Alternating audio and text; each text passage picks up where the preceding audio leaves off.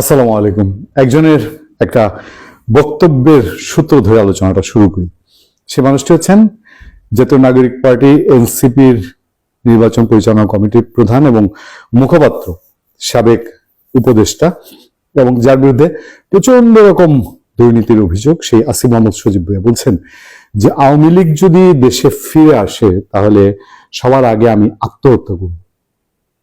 মানে একটু কিরকম খটকা লাগে না শুনতে? তাহলে কি কোনো আলামত তারা পাচ্ছেন, বুঝতে পারছেন যে আওয়ামী লীগ ফিরে আসা এটা কেবলমাত্র রাজনৈতিক বাস্তবতা না, কেবলমাত্র এটা একটা সময়ের বিষয়? তাদের নেতারা প্রত্যেকেই নানানজন নানান কথা বলছেন। নাসিরউদ্দিন পাটোয়ারি আজ এসে হঠাৎ করে খেপে গিয়ে বলছেন যে বিএনপিকে তারা এই দেশ থেকে নিশ্চিহ্ন করে দিবে, মির্জা আব্বাসের তার যে আস্তানা সেটা খান খান করে দিবে। মানে হঠাৎ করে আসিফ, নাসিরউদ্দিন পাটোয়ারিরা এত এই হইলে এই হইবে, এই হইলে এই করিব, এগুলো কেন শুরু করেছেন? তারা কি এইবার ভোটের মাঠের একটা বাস্তবতা ধরতে পেরেছেন? ভোট বলা হচ্ছে অর্ধেকও না, বিকেল দুপুর 2টা পর্যন্ত 47% সামথিং ভোট পড়েছে বলা হয়েছে। বাংলাদেশের 2টা ঘটনা ঘটে গেছে। এক হলো আওয়ামী লীগকে বাংলাদেশের জনগণ প্রত্যাখ্যান করে ভোটের মাঠের বাইরে রাখেনি।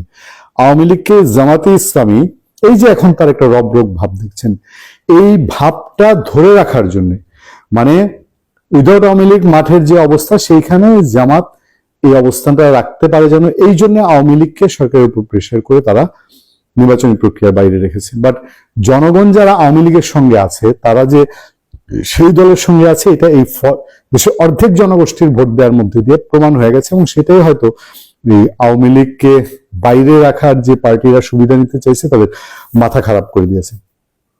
আমি বলছি না যে বিএনপি ক্ষমতায় গিয়েই সে সাদরে জামাই আদরে আওয়ামী লীগকে নিয়ে আসবে, কারণ আওয়ামী লীগের যেরকম এই 17 মাসের ক্ষত, একদম দগদগে ক্ষত, বিএনপির লোকজনের হামলা মামলা, নানান রকম দখলদারিত্ব, চাঁদাবাজি, বিএনপিরও কিন্তু আওয়ামী লীগের মামলা হামলার ক্ষত সম্পূর্ণ মানে সুস্থ হয়ে যায়নি, সম্পূর্ণ ক্ষত দূর হয়ে যায়নি।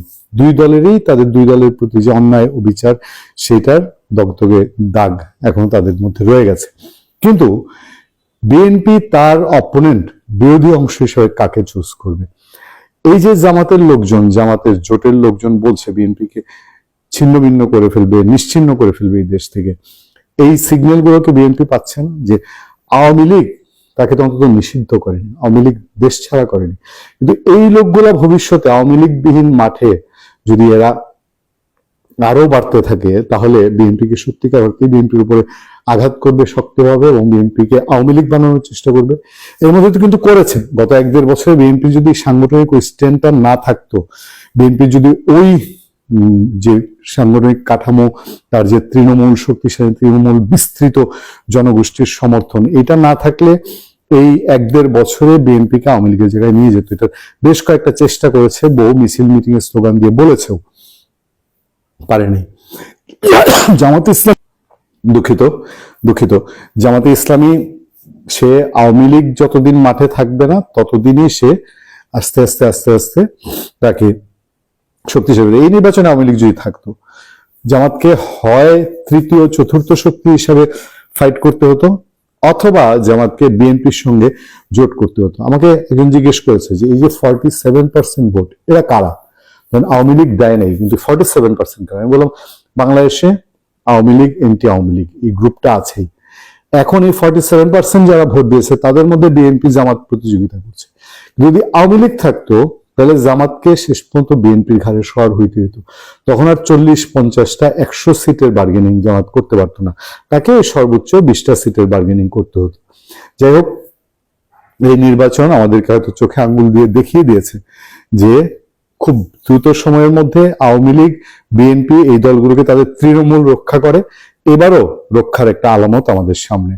ভালো থাকবেন, সুস্থ থাকবেন। আপনার সাথে আতিক রহমান, পূর্ণিয়া।